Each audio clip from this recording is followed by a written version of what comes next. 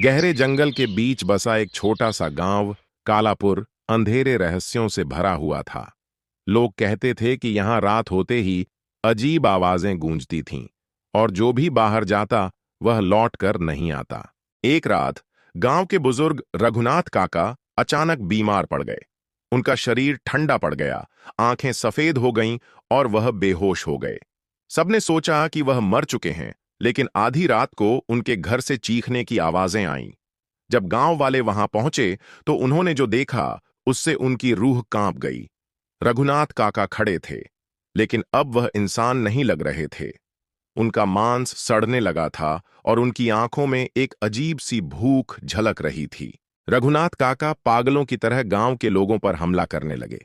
जिसे भी उन्होंने काटा वह कुछ ही घंटों में उनकी तरह बन गया, एक जिंदा लाश। धीरे धीरे पूरा गांव इस अजीब बीमारी की चपेट में आ गया। चारों ओर लाशें घूम रही थीं और जो भी इंसान बचा था वह छिपने की कोशिश कर रहा था।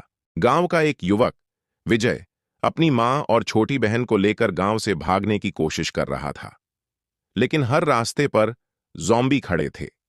विजय ने देखा कि ज़ॉम्बी केवल आवाज पर प्रतिक्रिया दे रहे थे। उसने चुपचाप जंगल के रास्ते से भागने की योजना बनाई, लेकिन तभी उसकी बहन की सांस फूल गई और एक हल्की सी आवाज निकली। अचानक सभी ज़ॉम्बी उनकी ओर मुड़ गए। विजय ने अपनी मां और बहन को पास के कुएं में छिपा दिया और खुद एक जलती हुई मशाल लेकर ज़ॉम्बीज़ को दूसरी तरफ मोड़ने लगा। विजय भागता रहा, लेकिन ज़ॉम्बी उसे घेरने लगे। आखिरी उम्मीद के रूप में उसने गांव के मंदिर की ओर दौड़ लगाई। वहां पहुंचकर उसने मंदिर की घंटी बजाई, जिससे ज़ॉम्बीज़ उसकी तरफ आ गए। तभी उसने मंदिर में रखे घी के दीपक को पूरे परिसर में फैला दिया और आग लगा दी।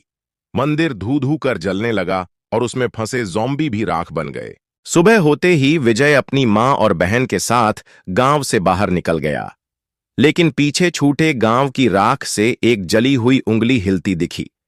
शायद यह अंत नहीं था, बल्कि एक नई शुरुआत थी।